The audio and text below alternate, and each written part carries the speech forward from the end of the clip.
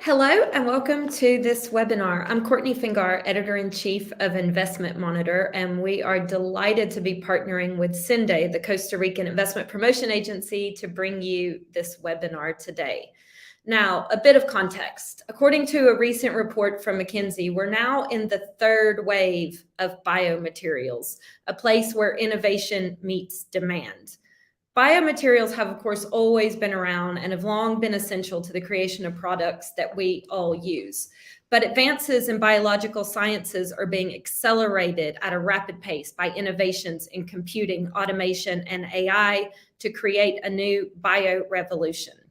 McKinsey research says as much as 60% of physical inputs to the global economy today are either biological or could be produced using biological means. And over the next 10 to 20 years, advances in the use of biology in the production of materials, chemicals, and other items could amount to as much as 300 billion in global market growth. So there's a lot at stake here. The small country of Costa Rica has big aspirations due to its wealth of natural capital to play a leading role in this bio-revolution. And today we'll talk about exactly how that's happening.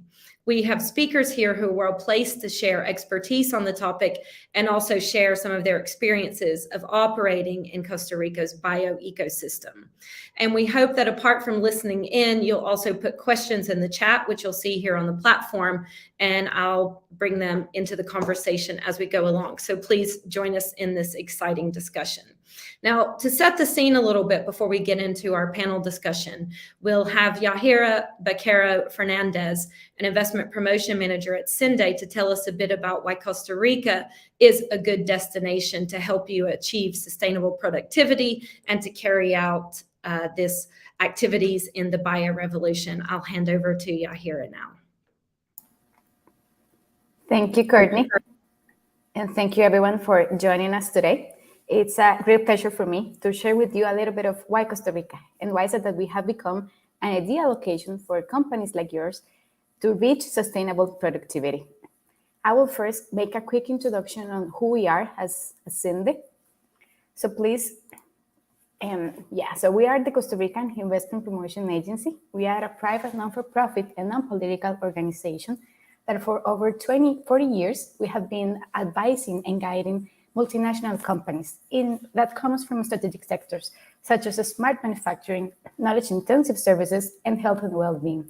We have focusing on the attraction of FDI that is based on efficiency and that generates impact to our country. Therefore, actually, we feel really proud about the fact that we have been ranked as the #1 world's investment promotion agency by the ITC.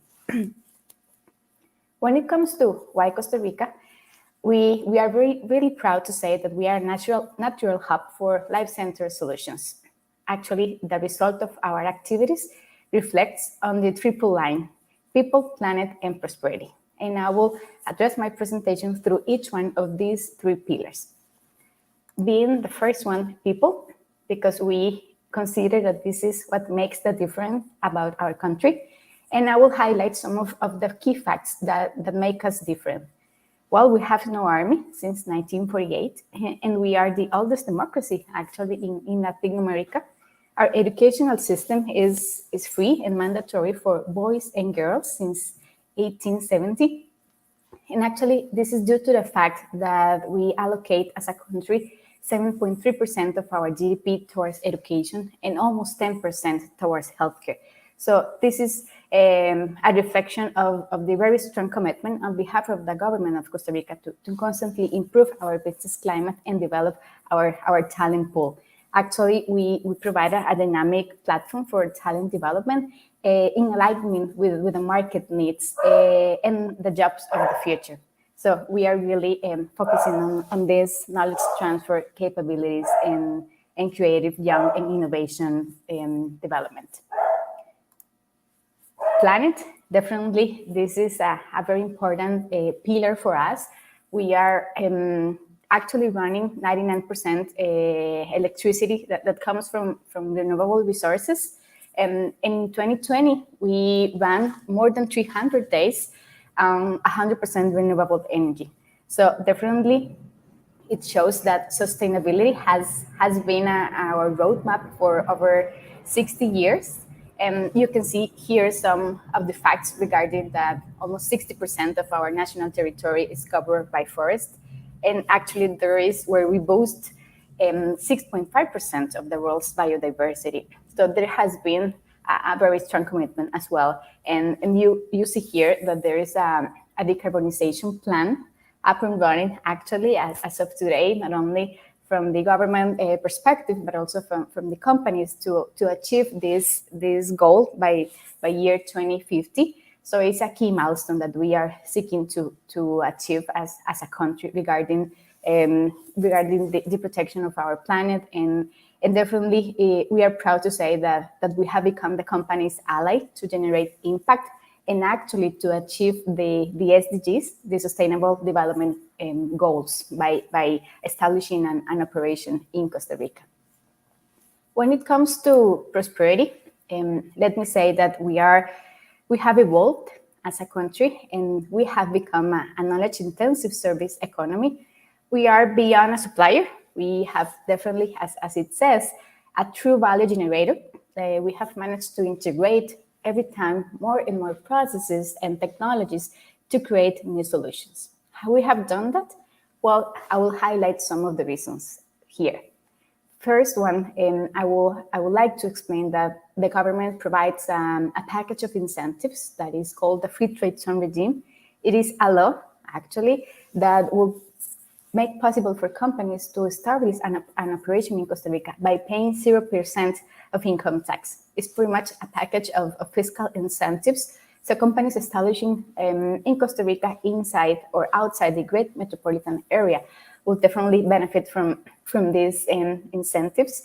And it is a law, so it means that the game won't change, the rules won't change, and most of the companies that we have supported over the past 40 years, more than 300 so far, are getting the benefit of this free trade zone regime.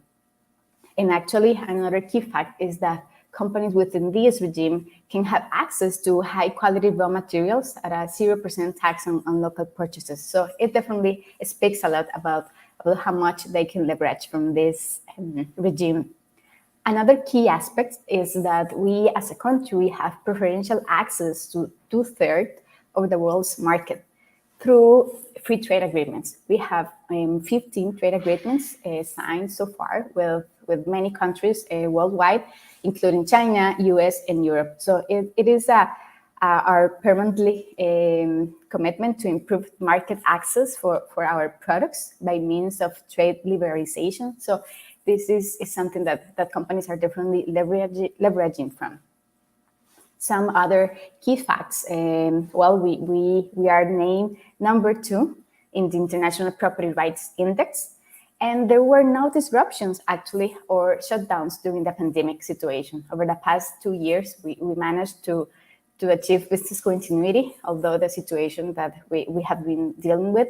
So it really speaks a lot about how resilient is our people. And another key fact that I want to highlight here is the diverse microclimates that we have. Although we are such a small country, we have different climates, so companies can develop crops depending on their requirements. So you can find from coast to coast, from Pacific to Caribbean, tropical dry forest to tropical wet forest, and many others. So this is definitely a key for companies within the agribusiness field.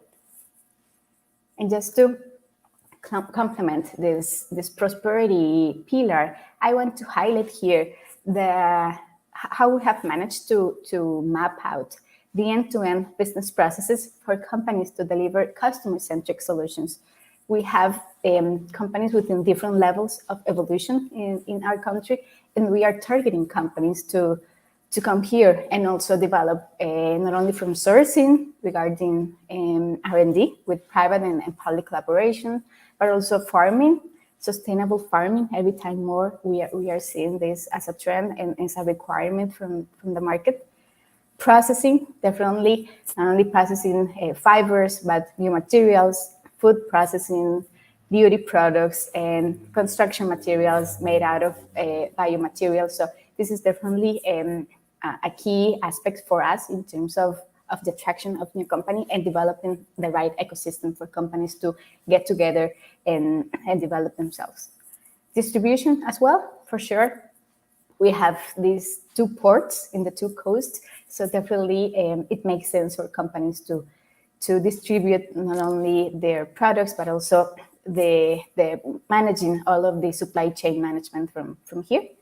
And R&D, for sure, new product and process development, as well as testing and prototyping is our goal for companies to go there and become centers of excellence here. And we have so far multiple success stories, and you will hear some of them today with the speakers that we have. And last but not least, I just want to highlight that when I told you before about the regions outside the great metropolitan area, I was referring to 6 regions that are in the fast track towards development. Okay, we are divided actually in multiple regions nationwide, and the ones that are considered outside of the Central Valley of Costa Rica are 6. They actually represent 96% of the national territory, and where actually almost 50% of the population lives. So yeah, there is a strong concentration within the Great Metro area, but we are working on developing these regions so they can also achieve every time more development. We have a CINDE, a commitment of capacity building, and we have put in place a strategy to work in conjunction with the communities to advise them in terms of investment promotion and addressing their main challenges in terms of competitiveness, so they can also become a strategic ally for new companies. And in terms of investment promotion, it's important to mention that we have developed a lot of content material, from descriptive regional profiles to value propositions, success stories, and audiovisual material to actually promote these regions and really highlight the natural laboratories they are for R&D, new materials, and nutraceuticals for sure. And important to highlight, just to mention this, that we recently, actually the government recently approved a new law that provides 11 new incentives for companies that will establish an operation within this region. So this is key, because it's an important message that Costa Rica is sharing with this region and with companies like yours. So you can come and establish an operation here and leverage from the strong biodiversity there are from the talent pool there exists, and they will benefit exclusively from these incentives that are pretty much 2.0 incentives. So this is what I wanted to share with you today. And I ask you and welcome you to go further through our website and reach out for more information about investing in Costa Rica. And now I'm sure that the speakers today will share more information about how they have done it so far in our country, and will prove why all of this data makes sense for us. So thank you very much for your time, and please, Courtney, go ahead. Thank you very much, Shahir. That's a great overview of what's on offer and a bit of the investment landscape in Costa Rica. Probably one other data point that to throw in there is that an investment monitor, we've published a ranking of a Greenfield FDI Performance Index, which is countries and their attraction of FDI relative to the size of the economy in Costa Rica is number one. So very much a country punching well above its weight when it comes to FDI.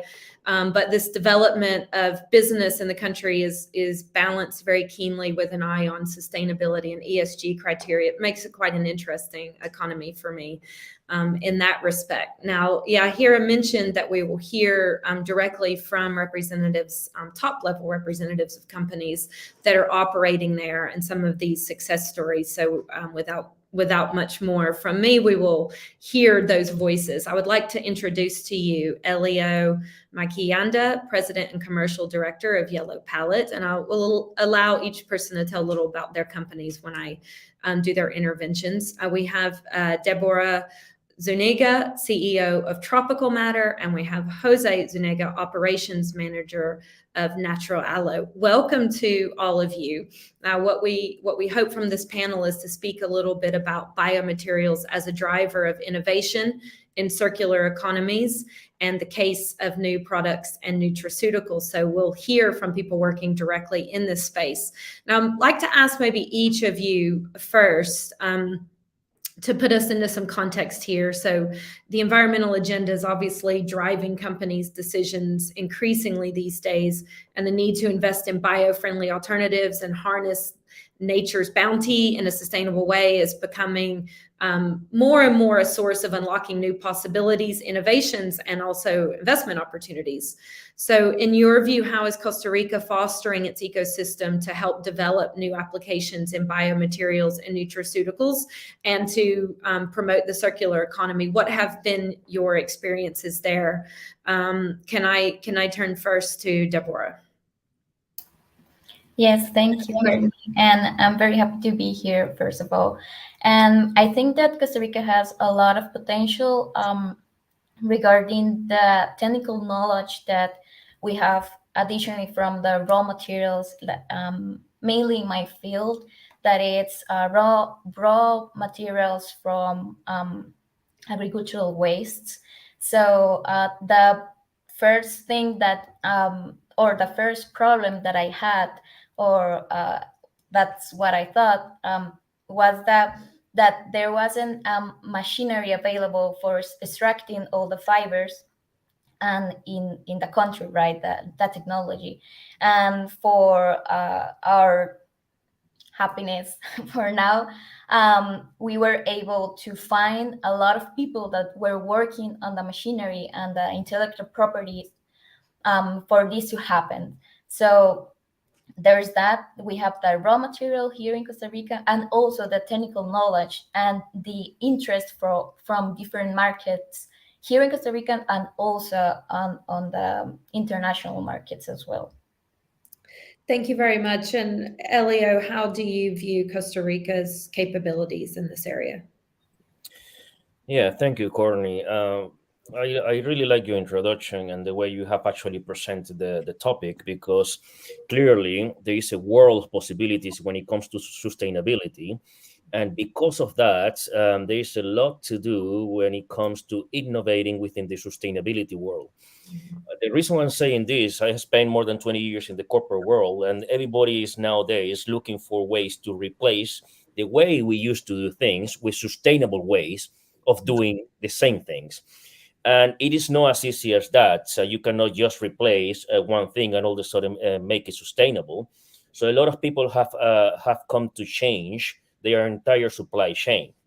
And that's one of the things that actually came to our minds at Yellow Pallets when we started considering the industry that we wanted to play in. So I will discuss a little bit more about that later. But then what I wanted to discuss is that Costa Rica is indeed a very interesting balance, the same way you put it, Corny, because it presents a lot of the key variables that will help companies like ours to develop the technology that we have with the sourcing and the agricultural, the mindset that Costa Rica has, the people that Costa Rica provides, and also the right economic environment. So if I actually take a look at some of the variables that Yahaira was mentioning, you can actually find free trade zones in many different countries nowadays. Trade agreements, you can also find them almost everywhere.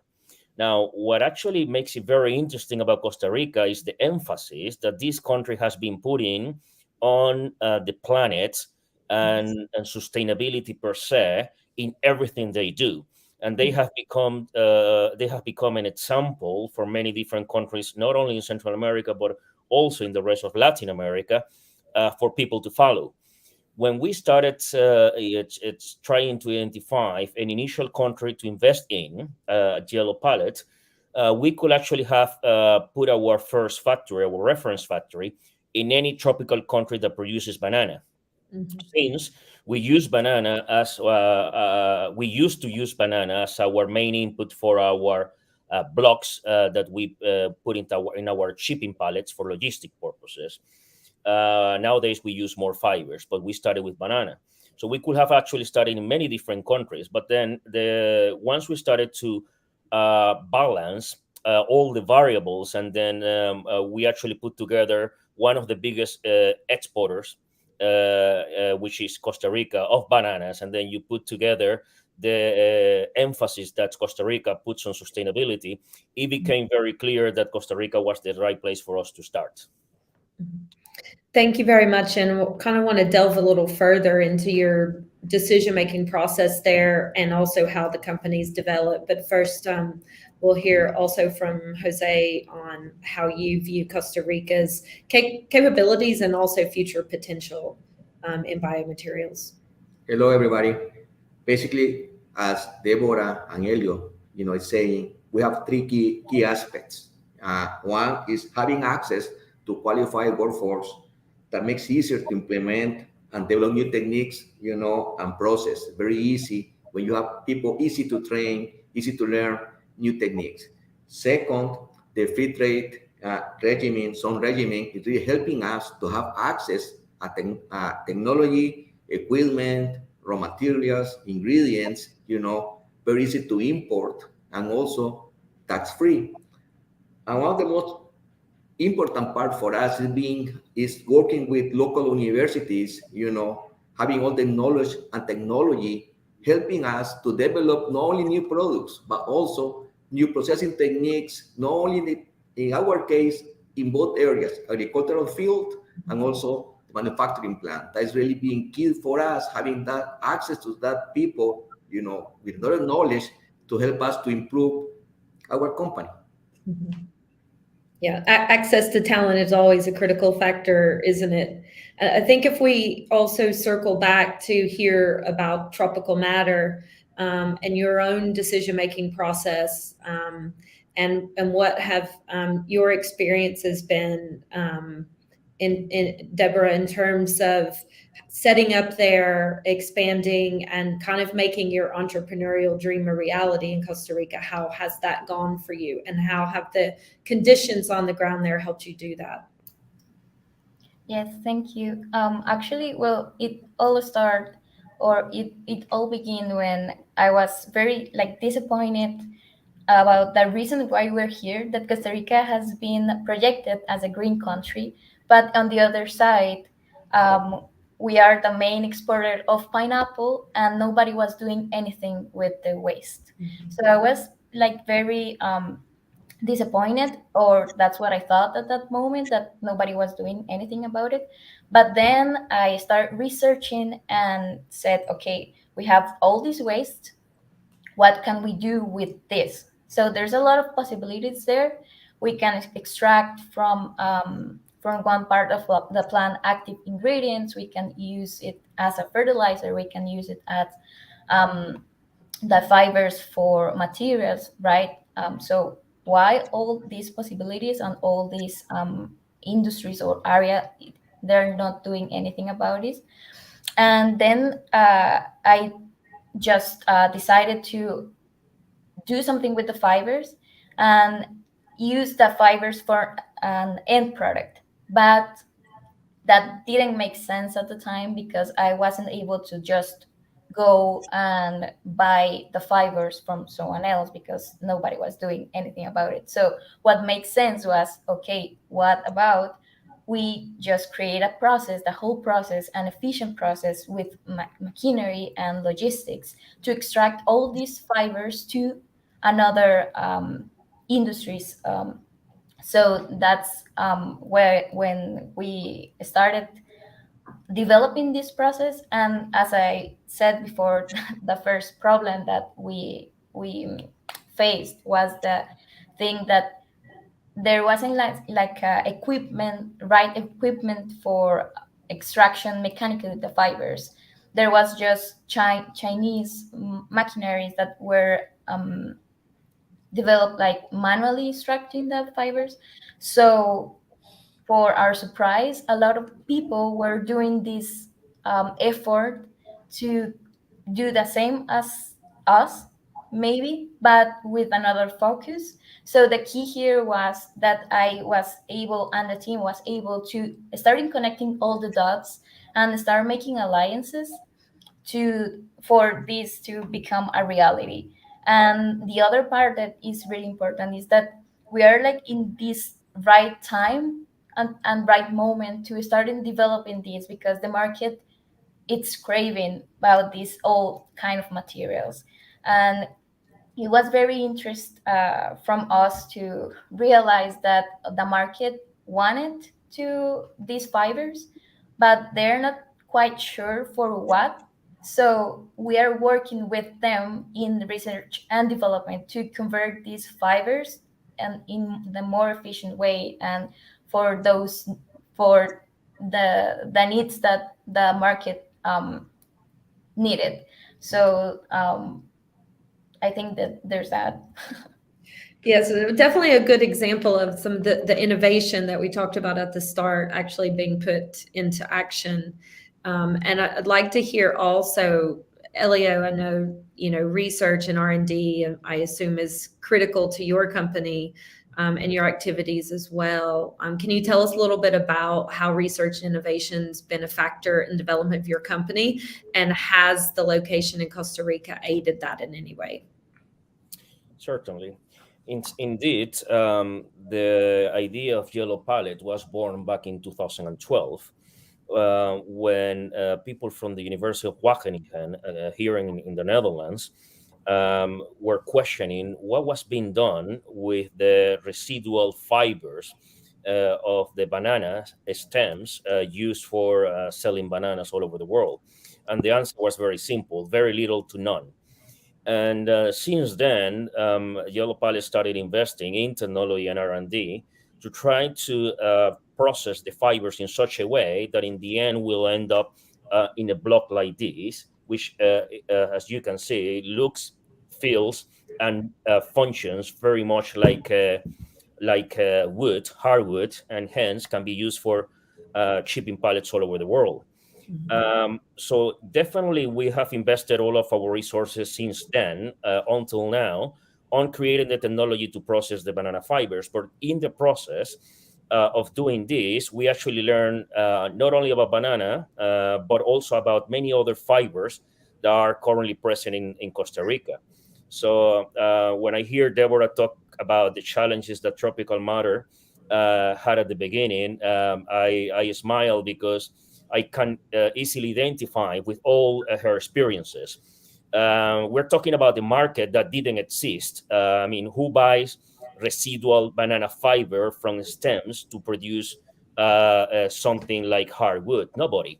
So we were actually in a very difficult situation trying to create that market. And in the end, we ended up learning a lot about many other fibers. And nowadays, we not only make this one is made 100% banana, but this one is made from 100% coconut. And the same way, I have one from pineapple, Deborah. So I have 100% pineapple fiber block. I have 100% bamboo, 100% pinzote. And now in the process of also tasting sugar cane and many other fibers. Now, the beauty of this, and answering your question, Corny, is that Costa Rica happens to also be a very prosperous country, as Yahaira was actually explaining as the third pillar of Cinde. So that means that actually it has the right environment for us to explore not only different fibers, but also different markets.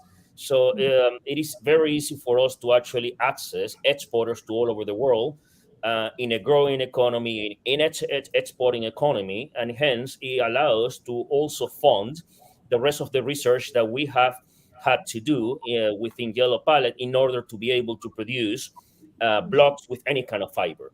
So at the beginning, we started with the idea of becoming a 100% banana fiber shipping pallet company. And nowadays, we actually have any kind of fibers because the overall prosperous environment in Costa Rica and the sourcing and the agricultural and the planet and sustainability efforts has actually veered towards a more flexible technology. And now we have a fiber processing center that allows to expand our production and our possibilities in the market. So definitely organizations like Cinde and Procomer have helped us a lot and have been in our right arm whenever we had questions or we wanted to have some guidance through the processes within Costa Rica in order to grow and become a prosperous company that eventually can also go elsewhere. Thank you very much. And for the audience, in case you don't know, Procomer is the trade body that's kind of the complement to Cinde being the investment body that helps promote Costa Rican exports.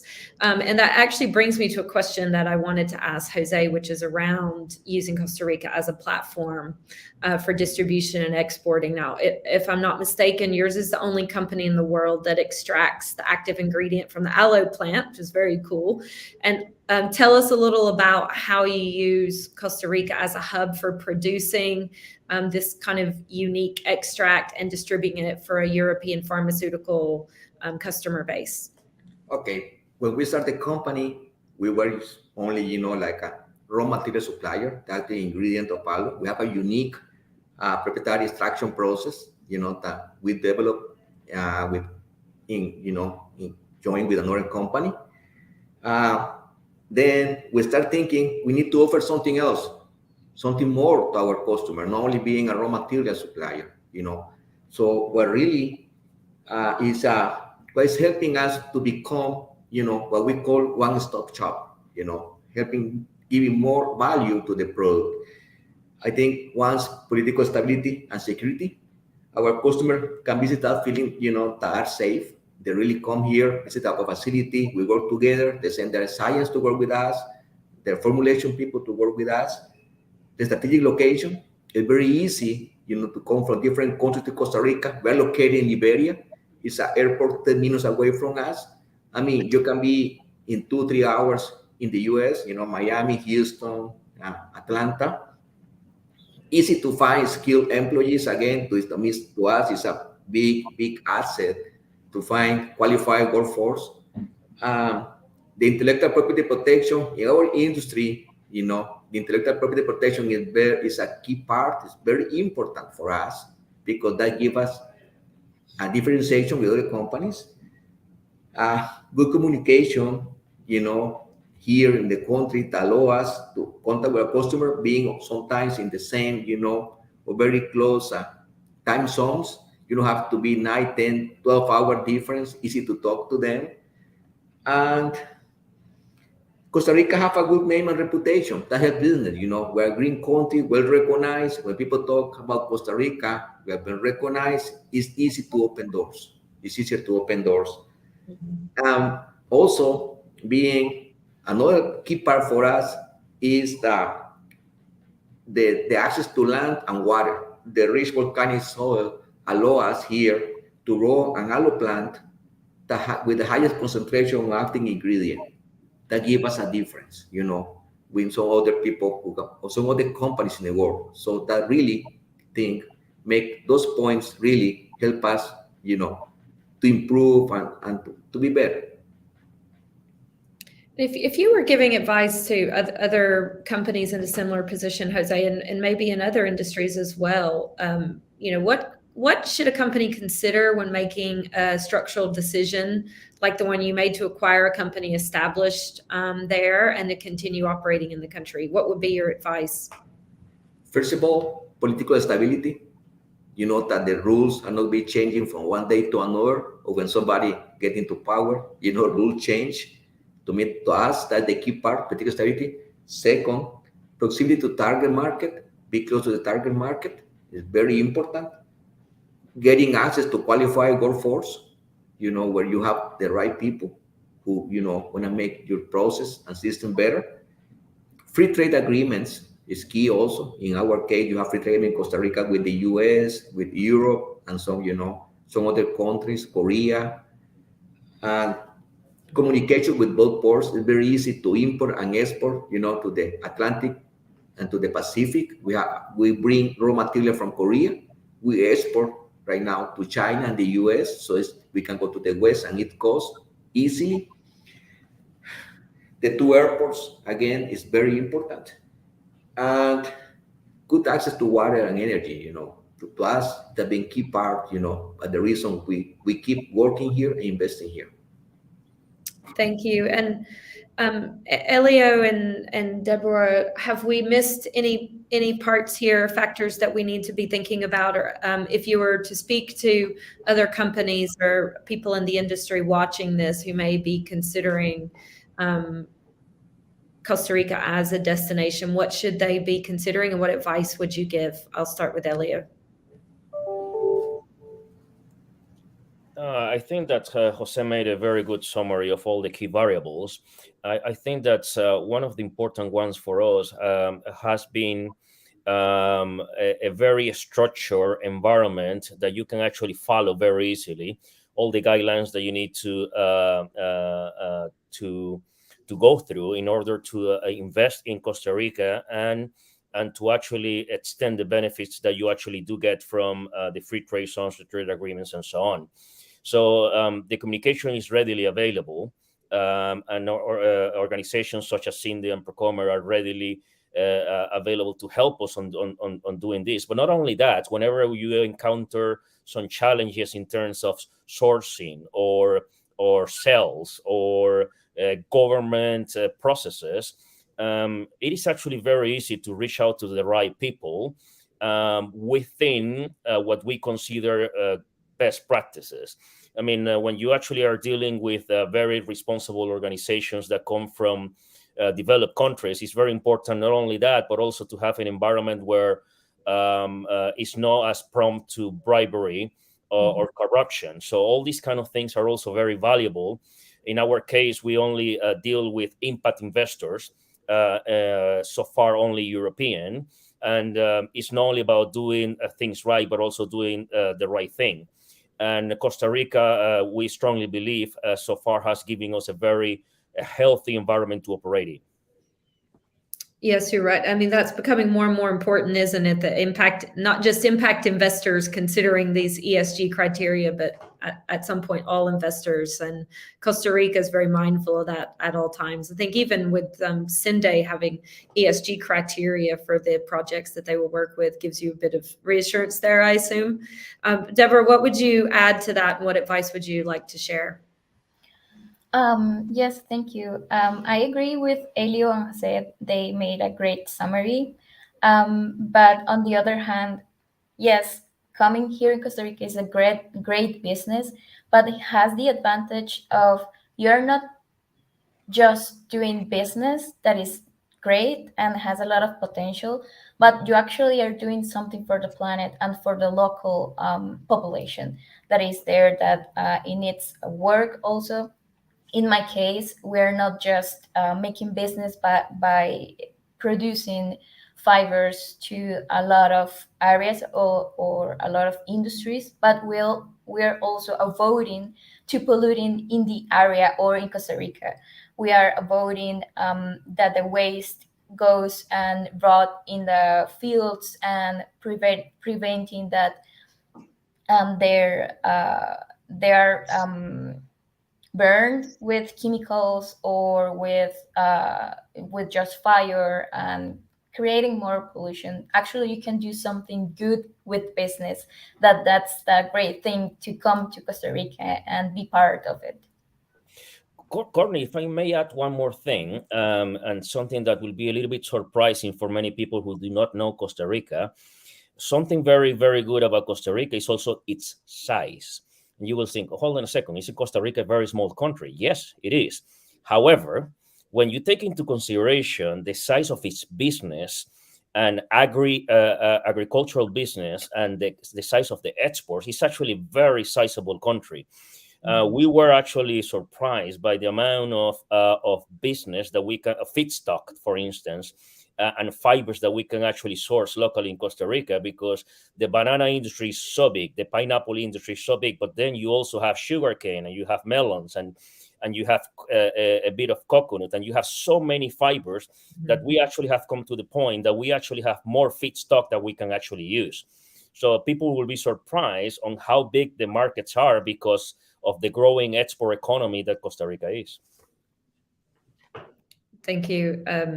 Would Jose and Deborah agree with that? Does the size of the market factor into your decision making at all? Well, yes, in my case, there's a lot of pineapple here, and with that, a lot of waste that you can imagine. So there's a lot of space for a lot of new business that are here in Costa Rica with all these feedstock or raw materials. Like we could be part of again of textile industries. There's a lot of space for innovation, but actually the size of pineapple that is here in Costa Rica and the amount of waste that we have and fibers, it it has a space for a lot of materials and industries that I'm so agree with Ellie in this. In our case, we are located in an agricultural area, that is Guanacaste area, North Pacific part of Costa Rica. We don't compete. I mean, we have a lot of land here for growing aloe vera. That's our case. We don't compete with the land that we use for rice or sugar cane. So in our case, was a key part having an area with the right weather conditions, with the right climate, and with the access to land that can, we can expand easily without worry about, or concerning about not having place to grow. So really, it's been key for us. Thank you. Yes, and I suppose in your area, it is more about the availability of the materials that you actually need to work with, these natural assets, as well as the general operating environment for business, more than sheer, domestic customer base size would be low on your list of attributes, I think. Yeah, in our case, all our, aloe vera supply is coming from this area, but we export 96% what we produce. So really, as a market, everything goes outside, but we get our supply of aloe vera. We have access, all year around to aloe, fresh aloe, that makes that different, So that makes a difference for us.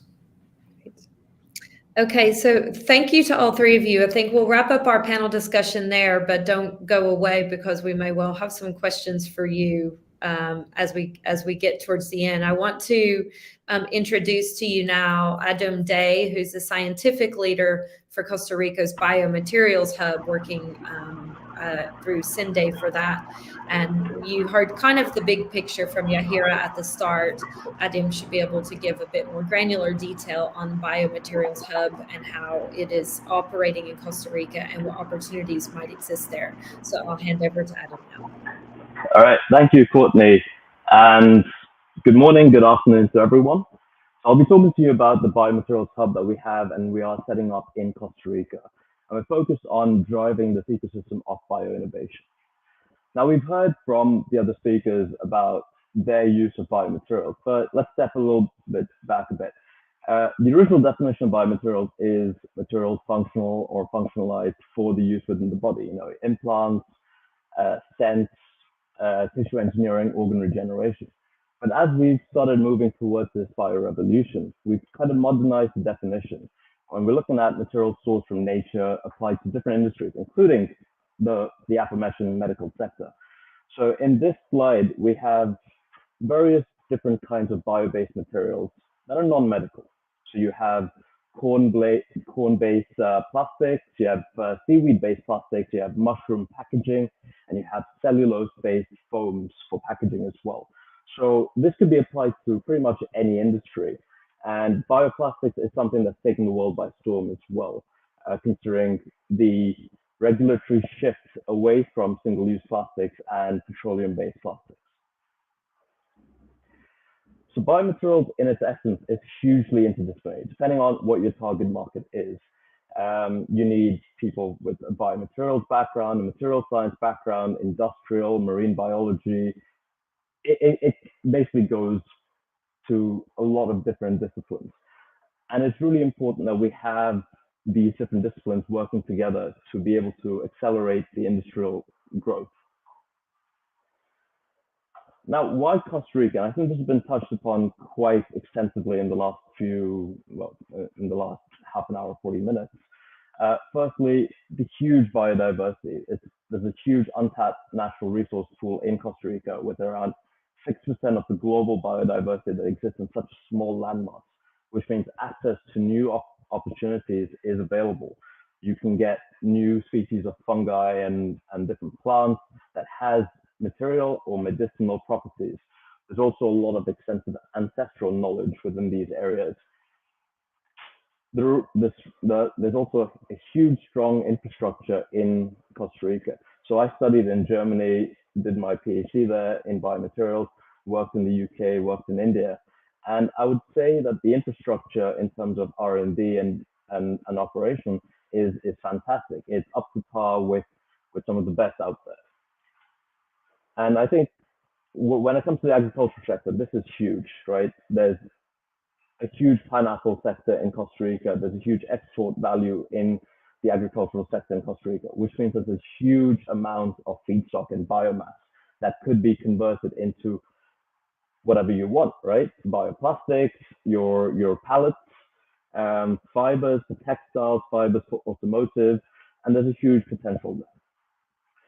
And because of the way Costa Rica is positioned, there's a huge focus on sustainability. There's energy sustainability, there's focus on sustainable development goals, there's a biodiversity strategy, there's a bioeconomy strategy, and now that Costa Rica is part of the OECD, there's a lot of pressure on the country to really strengthen the innovation around the sustainability approach as well. Now, coming on to what we do. So we, as the Biomaterials Hub under CINDE, are tasked to empower Costa Rica as a global hub for research, development, innovation in biomaterials. We are that central nervous system and the ecosystem orchestrator for the different disciplines and the different stakeholders, including research centers, universities, communities, the SMEs and startups, tech clusters, industries, investors, and entrepreneurs. Of course, working with the government and NGOs as well. And we're going to do this through collaboration. So I think, as I mentioned, this is hugely interdisciplinary. We're trying to focus and create links between the different stakeholders and developing unsuspecting opportunities through these linkages. We want to educate and build awareness by creating and empowering the current bioecosystem to drive more niche areas of interest and opportunity. We're also providing and supporting existing initiatives focused on strengthening bio-based activities, empowering the development of pre-ideation and ideation stage entrepreneurs, and providing and empowering support to industry. We're also incubating and accelerating new companies and supporting the biodiversity and the sustainable valorization of nature, the flora and fauna in the country. We have three key areas that we're trying to focus on. And of course, one being the traditional definition of biomaterials, which is the biomedical side of things. And this is anything from implant materials, surgical tools, tissue engineering, and artificial organs. And this is something that is still quite niche in Costa Rica, but there's a huge opportunity due to the existing medical device ecosystem that is currently based in the country. Biosustainability is more about the circular bioeconomy approach to bio-based materials. And this is valorization of biomass and the work on bioplastics as well. And of course, biodiversity. And this is more along the lines of how do we valorize and find new opportunities with biodiversity in Costa Rica in a sustainable approach? How do we identify new bio-based materials, new nutraceuticals, working with the government and working to support the sustainable approach? Now, the vision here is really focused on these 4 key areas. One is capacity building to empower more product development and innovation amongst the youth and also the working professionals. And we're designing and developing various training programs and mentoring services to support this initiative. We're also fostering startups across the entire aspect of the innovation pipeline, if you may. And we're focused on financial support and mentoring as well, and creating these support services through local partnerships and international partnerships as well.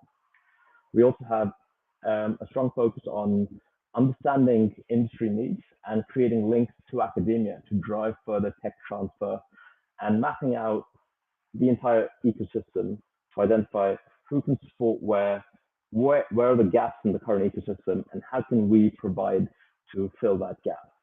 And lastly, the focus on translational R&D through having global and local research collaborations, and to identify new niche areas, things like that don't have a strong existence in Costa Rica yet, such as tissue engineering and advanced biopolymers. So some of our initiatives that we're currently setting up or have set up is as follows. We have the Bioinnovation Program focused on pre-ideation and ideation development amongst budding entrepreneurs.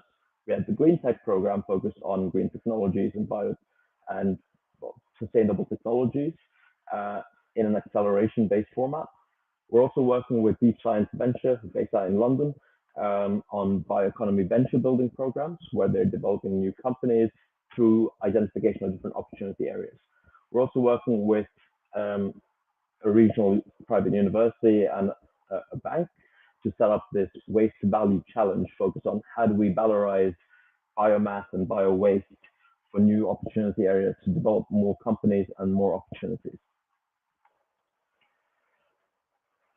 And as mentioned, because of how interdisciplinary biomaterials are, we're really focused on the R&D aspect of things, trying to set up this huge network of interdisciplinary labs and research entities and institutions to focus on biomaterials through resource sharing, startup support, building more consortiums, and of course capacity building on the education basis as well.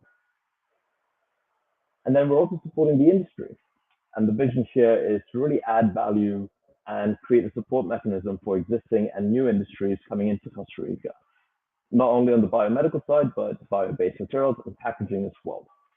And we're focusing on transferable technologies from local academia and startups towards large industry, as well as look at it from a global perspective. We're also working with industries to identify needs, gaps, and challenges to be able to facilitate local and international support, and also build relevant capacities in order to identify and support the new opportunity areas such as biopolymers, tissue engineering, and more advanced topics. And lastly, just to conclude, so Costa Rica has, and due to its logistical format, its access to the US, access to Latin America, small space would be a prime opportunity for bio-based development. There's a high rate of interest in the bioeconomy and their own national strategies. There's a new wave that we're seeing of emerging bio-entrepreneurs focused on bio-based materials and nutraceuticals. And there's a huge, as I mentioned, the agro-based industry and the medical device ecosystem is constantly developing, which means that there's a constant need for support and there's a constant biomass, let's say, feedstock, and there's a constant medical device development ecosystem as well. And of course, lastly, Costa Rica is very focused on sustainability, and the environment that we're in is prime for that. I'd like to thank you all for listening, and I'd pass it back to Courtney. Thank you very much. Good way of giving us quite a lot of detail, but in a good accessible way.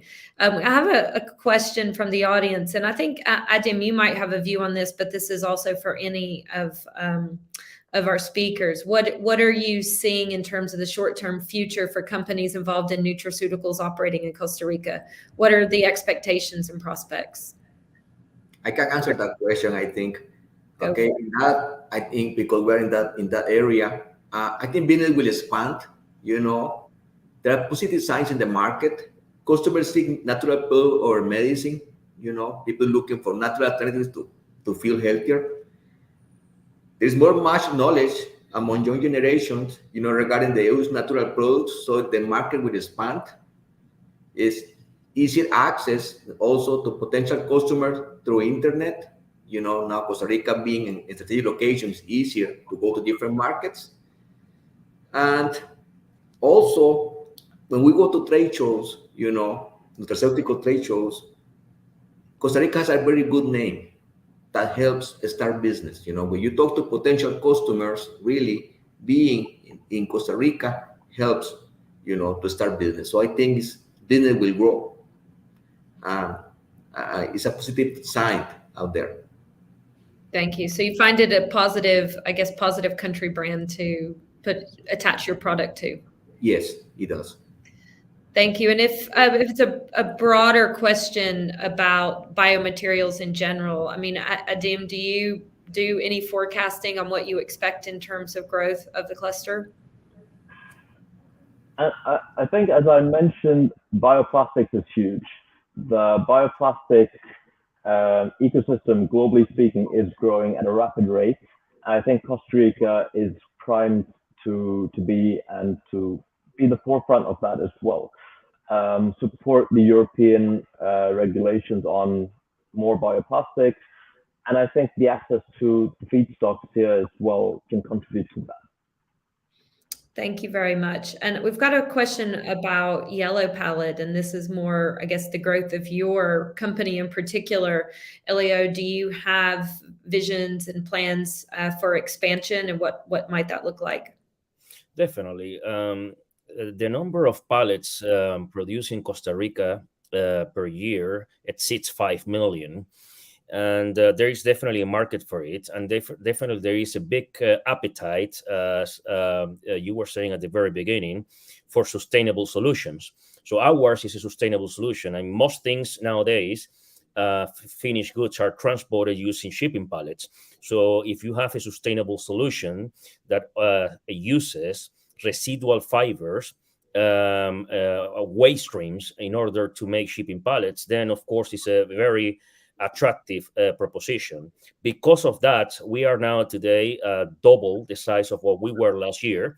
We are planning to increase our production by more than tenfold within the next 6 months. And we are right now investing on the expansion of the factory in Siquirres. So definitely because of the size of the sourcing stream of residual fibers, we are able to find and procure enough waste streams for us to continue to expand in Costa Rica and export to the rest of the world. Thank you very much. Jose, you look like you were about to say something. No.